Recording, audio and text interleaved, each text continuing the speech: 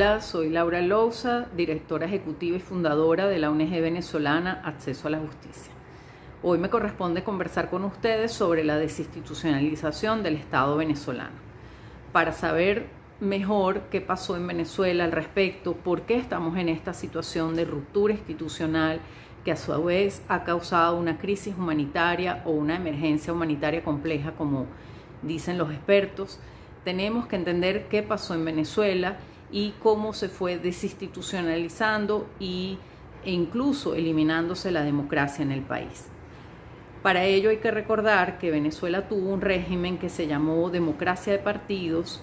de 1958 y 1998, que tuvo muchísimos defectos en el sentido de precariedad del Estado de Derecho, corrupción, clientelismo, amiguismo y también inseguridad, no solo jurídica, sino también a nivel personal, pero fue la democracia más estable de la región y también Venezuela era uno de los países más avanzados y más prósperos de la región. ¿Y esto por qué? Porque existía cierta institucionalidad, había unas reglas del juego basadas en el Estado de Derecho, había una idea importante de mantener la democracia, de ejercer el poder en democracia, de que hubiera alternancia política. Sin embargo, la corrupción, la desigualdad en la distribución de los recursos, el endeudamiento del Estado y todos aquellos defectos que normalmente se le atribuyen a los países latinoamericanos llevaron a un descontento social de tal magnitud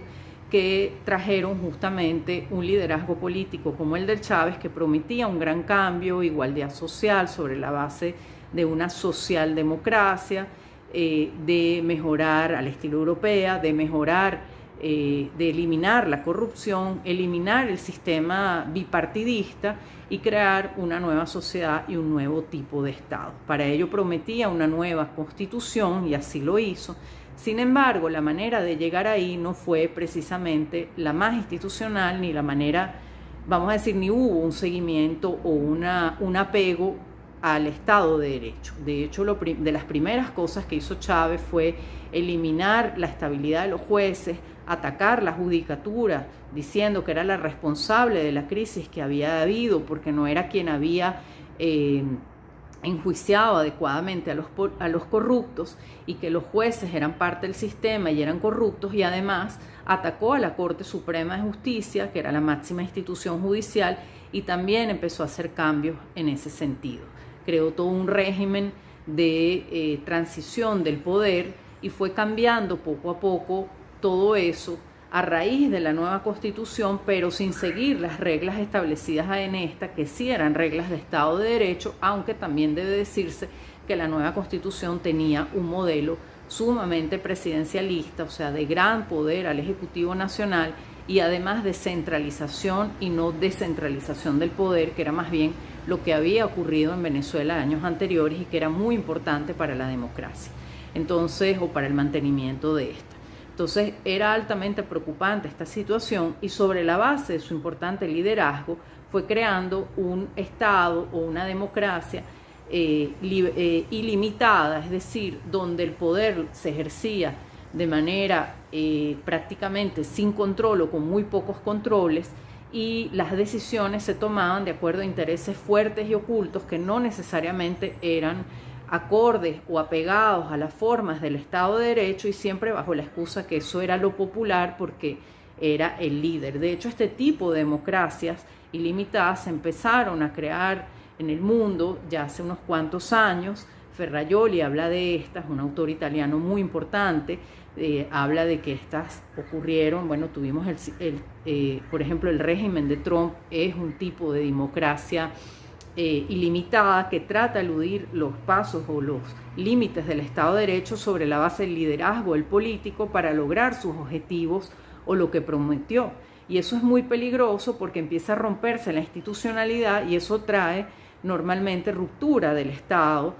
ruptura de la institucionalidad y ruptura del Estado de Derecho y afecta y trae fragilidad institucional. Entonces eso fue lo que justamente pasó con Chávez en sus inicios, pero poco a poco, en vez del Poder Judicial, como por ejemplo ha ocurrido en Estados Unidos recientemente y a lo largo de todo el gobierno Trump ser en la contención, que es lo que debe pasar en este tipo de situaciones, y es lo que Ferrajoli dice que debe pasar, y ese Poder Judicial se tiene que, vamos a decir, unir con los órganos de protección internacional. En Venezuela, muy inteligentemente Chávez se copó o se apropió del Poder Judicial y lo penetró, y así se hizo de él, lo controló, y no pudo poner límites, sino que fue parte de darle legalidad al régimen y le fue permitiendo el controlar toda la institucionalidad y los demás poderes, hasta que obviamente pues no hubo poder ajeno al Poder Ejecutivo o al partido de gobierno, sino todos estaban controlados por esto. Y así, porque el objetivo al final terminó siendo no lograr los objetivos que Chávez proponía de igualdad, sino que se fue vamos a decir, distorsionando, de igualdad, de democracia, de menos corrupción, sino que al final, al no haber límites al poder, más bien se logró exactamente lo contrario, y cada vez hubo menos Estado de Derecho, más corrupción, más desigualdad, más enriquecimiento de un grupo, y finalmente, obviamente, una gran ruptura institucional que ha llevado a la crisis que nos aqueja ya hace rato, y particularmente a la crisis humanitaria o la emergencia humanitaria compleja que tiene desde 2015 por lo menos, declarada por la sociedad civil y luego por el anterior secretario general de Naciones Unidas, Ban Ki-moon. Lo más importante, entre otros aspectos, es entender cómo es el Estado venezolano ahora. ¿Por qué decimos que hay una desinstitucionalización? En realidad eso tiene que ver con varios aspectos. Lo primero es que si analizamos el índice mundial de fragilidad del Estado, donde tenemos estados no frágiles que tienen una puntuación de 1 o de más de 1, pero mucho menos de 120, que es donde está el estado más frágil, vamos a ver que el Estado venezolano se ubica en una puntuación de 92. Es decir, de 120 países evaluados, el Estado venezolano tiene el número 92. Es decir, es un Estado sumamente frágil. De hecho, es de los primeros 28 países en el mundo que tiene fragilidad institucional. Es de los países que más tiene fragilidad institucional. Y en la región, después de Haití, es el que más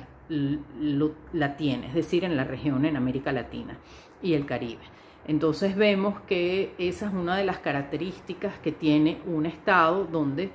no hay prácticamente institucionalidad. ¿Qué a su vez caracteriza a un Estado frágil? Bueno, primero que normalmente hay poca legitimidad o ninguna del Estado o de las instituciones del gobierno, de las autoridades del gobierno, que justamente es el caso venezolano, donde sus autoridades no han sido elegidas o designadas según las normas de la Constitución ni los principios del Estado de Derecho ni de la democracia. Lo otro que lo caracteriza es que puede haber varias fracciones del poder y además varios grupos de poder. Eso ocurre en Venezuela, tenemos a la guerrilla, tenemos los pranes, tenemos los colectivos, tenemos varias facciones de poder, Maduro, Diosdado, entonces el Aizami. Entonces vemos que allá el Padrino López, las Fuerzas Armadas. Es un Estado normalmente altamente militarizado, donde no se protegen los derechos humanos, no se cumple con los servicios públicos, no se garantizan las condiciones mínimas de vida del ciudadano, no se atiende al ciudadano. El crimen organizado normalmente está institucionalizado y es parte del propio gobierno, que es otra característica del Estado venezolano, según ha sido denunciado también internacionalmente. Y otra característica es que hay una violencia estructural. No debe haber necesariamente un conflicto armado, pero sí una violencia estructural. Sabemos que en Venezuela hay muchas muertes, incluso hay presuntamente, según organismos de la ONU, crímenes de lesa humanidad que se han cometido a lo largo de los años. Hay ejecuciones extrajudiciales masivas por parte de órganos de seguridad del Estado. También en este tipo de Estado frágil hay un órgano de seguridad muy importante u órganos de seguridad muy importantes que normalmente amedrentan al ciudadano. Entonces vemos que Venezuela cumple con muchas de esas características y obviamente al ser un Estado sumamente frágil, el número 28 en el mundo, pues vemos que evidentemente difícilmente va a tener una institucionalidad. ¿A qué lleva esto? Que cuando hay una ruptura institucional suele haber una situación de desatención del ciudadano, y eso puede llevar, y más en un país como este, rentista, dependiente del petróleo, dependiente sumamente del Estado, donde los servicios públicos están nacionalizados, no hay empresas privadas prácticamente y el Estado es el que se ocupa de todos los aspectos de la vida del ciudadano, que si no los atiende y ya no se ocupa de ellos, pues evidentemente va a haber una crisis consecuentemente económica y social importante como es la que existe en el país. Y eso lleva a que la gente se encuentre en unas condiciones de vida que están mínimo por debajo de los mínimos aceptables en condiciones humanitarias, donde hay una desnutrición masiva, donde hay muertes por hambre, hay un hambre importante, hay muertes por enfermedades, no hay salud pública, no hay servicios públicos, no hay transporte público. Incluso otra característica de un estrado frágil es que le cuesta cobrar impuestos, la economía se vuelve sumamente informal, su moneda es muy débil o no existe prácticamente. Son características típicas efectivamente del Estado venezolano que tenemos hoy en día. Bueno, muchas gracias, espero haber explicado y que se entienda bien lo que se vive en Venezuela, que realmente es complicado de entender dada la precariedad de los servicios públicos y de las condiciones básicas de vida para el ciudadano en el país, porque el Estado, que prácticamente se hizo dueño de todo, ha querido, al final no se ocupa del ciudadano y de hacer el trabajo que le toca, que es al final de servir al ciudadano y de prestar los servicios públicos esenciales y de garantizar sus derechos, sino más bien los amedrenta para mantenerse en el poder.